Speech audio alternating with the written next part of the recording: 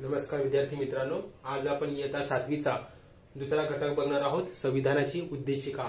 याआधी आपण संविधानाची माहिती घेतली होती, संविधानाची पार्श्वभूमी बघितली होती आणि आज आपण संविधानाची उद्देशिका बघू। विद्यार्थी मित्रांनो, संविधान म्हणजे काय? संविधान म्हणजे देशाचा सर्वोच्च कायदा व लिखित असा दस्तावेज। त्यानुसार देशाचा राज्यकारभार, व्यवस्थापन आणि प्रशासन चालत असतं आणि या संविधानामध्ये नागरिकांची हक्क, कर्तव्य आणि प्रत्येकाच्या जबाबदाऱ्या लिहिलेल्या आहेत। आणि ज्या देशाचं संविधान हे लिखित असतं त्या देशातील नागरिकांना एक सुरक्षित आणि शांततामय वातावरणाचा अनुभव घेण्याची म्हणजे क्षमता निर्माण होत असते। आज आपण बघू आपली जी संविधान आहे ती उद्देशिका आहे। या संविधानाचा पूर्ण सारांश एका उद्देशिकेमध्ये लिहिला आहे आणि आपल्या संविधानाची सुरुवात आपण या शब्दाने करतो, आम्ही भारताचे लोक। बरोबर आहे, आम्ही भारताचे लोक, बरोबर आहे। आणि याबरोबरच या संविधानाच्या उद्देशिकेमध्ये पूर्ण संविधानातल्या घटकांचा सारांश आहे। ते घटक आता कोणते कोणते आहेत? सार्वभौम राज्य, समाजवादी राज्य, धर्मनिरपेक्ष राज्य, लोकशाही राज्य, गणराज्य। बरोबर आहे। सार्वभौम राज्य म्हणजे स्वतःचे स्वतःवर नियंत्रण असणे, इतरांचं नियंत्रण नसणे।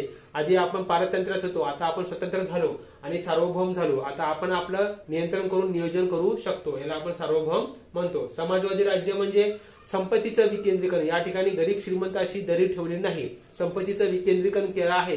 तुम्ही तुमच्या क्षमतेनुसार स्वतःचा विकास करू शकता, संपत्ती जोपासू शकता, राष्ट्र कल्याण करू शकता। धर्मनिरपेक्ष राज्य, आपल्या देशातल्या संविधानाने सर्व धर्माला समान मानला आहे। कुठल्याही एका धर्माचं राज्य या ठिकाणी नाहीये। हिंदू, मुस्लिम, शीख, ईसाई कोणीही असोल तर आपण सर्व धर्म समभाव हे तत्व स्वीकारलेलं आहे। लोकशाही राज्य, आपल्याकडे लोकांच्या मार्फत प्रतिनिधी निवडून दिले जातात आणि हे प्रतिनिधी देशाचा कारभार सांभाळत असतात। म्हणजे हे कोणाचं शासन आहे? लोकांचं शासन आहे। दर 5 वर्षांनी निवडणुका होतात, नवीन प्रतिनिधी निवडले जातात, नवीन सरकारे येत असतात। ही निर्णय प्रक्रिया आहे लोकशाहीची आणि या प्रतिनिधी मार्फत देशाचा कारभार चालत असतो। गणराज्य म्हणजे या ठिकाणी वंश परंपरागत मोठी पदे नाहीये, जसे की प्रधानमंत्री, राष्ट्रपती, मुख्यमंत्री। ही पदे वंश परंपरागत नाहीये। या ठिकाणी संविधानाच्या कायद्यानुसार निवडणुकीच्या माध्यमातून प्रतिनिधित्व बहाल केलं जातं। तसेच मोठ्या पदावरती केंद्र सरकार, राज्य सरकारच्या परीक्षा मार्फतच उमेदवाराची निवड केली जाते। म्हणजे ही गणराज्य पद्धत आपल्याकडे आहे। कुठल्याही पदावरती वंश परंपरागत पद्धत आपल्याकडे नाहीये। आता आपल्या संविधानाने न्याय हे तत्व स्वीकारले आहे। कोणत्या प्रकारचा न्याय आहे? सामाजिक, आर्थिक आणि राजकीय। सामाजिक न्यायामध्ये जे आर्थिक मागासलेले घटक आहेत, मागासवर्गीय आहेत, आदिवासी बांधव आहेत, यांच्या प्रगतीसाठी संधी व सुविधेची संविधानाने योजना केलेली आहे। त्यानुसार शिक्षण, आरोग्य, रोजगार, नोकरी यामध्ये आपल्याला सामाजिक संधी सर्वांना दिलेल्या आहेत। आरक्षणाचा माध्यम असेल किंवा कोणत्याही गोष्टी असतील तर आपल्याला प्रगतीची समान संधी सामाजिक न्यायातून दिलेली आहे।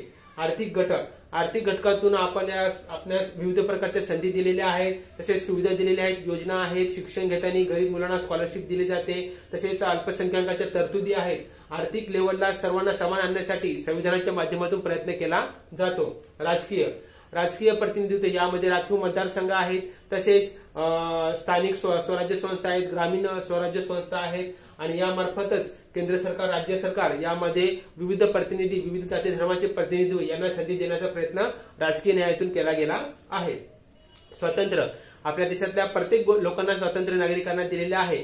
जसे की आपल्याला धर्म स्वातंत्र्य आहे, श्रद्धा स्वातंत्र्य आहे, उपासना करण्याचे स्वातंत्र्य आहे, विचार व्यक्त करण्याचे स्वातंत्र्य आहे, भाषण करण्याचे स्वातंत्र्य आहे, संचार करण्याचे स्वातंत्र्य आहे। परंतु देशाच्या सार्वभौमत्वाला धक्का पोहोचेल असं कोणतेही कृत्य नागरिकाला करता येत नाही, ते संविधान विरोधी होऊ शकतं।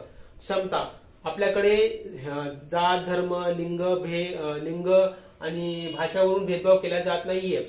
आपल्याकडे समता आहे, प्रत्येकाला समान मानलं गेलं आहे। गरीब असो, श्रीमंत असो, या समतेच्या तत्वानुसार आपल्याकडे कुठल्याही बाबतीत भेदभाव केला जात नाहीये। कायद्याच्या म्हणजे चौकटीमध्ये राहूनच आपल्याला सर्व गोष्टी कराव्या लागतात। बंधुता, आपल्याकडे विविध जाती धर्माची लोक राहतात, खूप प्रकारची विविधता आहे आणि या सर्वांना एकजूट ठेवण्याचं काम या बंधुता तत्वाने केलेलं आहे। एकमेकाच्या सणावारामध्ये सहभाग घेणे, उत्सवात सहभागी घेणे, एकमेकांना सुखदुःखात मदत करणे, परस्पर आदर, प्रेम आणि प्रतिष्ठा जोपासणे या गोष्टी आपण संविधानाच्या माध्यमातून करतो आणि एक नागरिक म्हणून अनेक कर्तव्य आणि जबाबदाऱ्या पार पाडतो. तर संविधानाच्या या उद्देशिकेमध्ये आपण या सर्व गोष्टीमध्ये बघू शकतो की संविधानाची उद्देशिका पूर्ण संविधानाचा सार आहे आणि याच्यामध्ये आपण बघितलं न्याय आहे, स्वातंत्र्य, समता, बंधुता आहे, सार्वभौम तत्व आहे.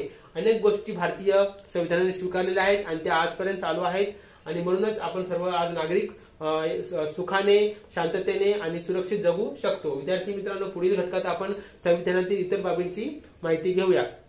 धन्यवाद.